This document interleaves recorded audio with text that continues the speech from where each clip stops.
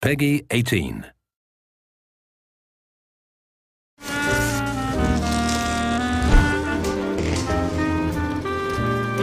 We're going to put the story somewhere in the West. So, of course, Vegas. I mean, what is more iconic when you think of crazy things that you could do in the West?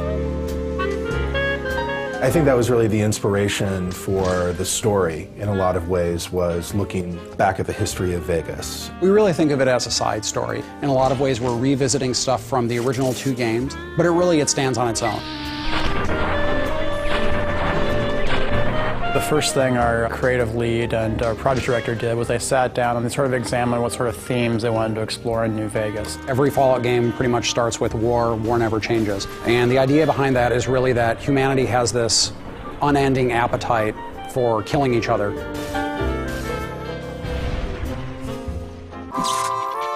Fallout New Vegas is a post-apocalyptic role-playing game. It's set a couple of hundred years after a cataclysmic nuclear war between the US and China, and it takes place at a time when the city of New Vegas is actually being rebuilt. Fallout 3 starts with you being born, and you're a baby, and you go through your young adulthood until you leave the vault.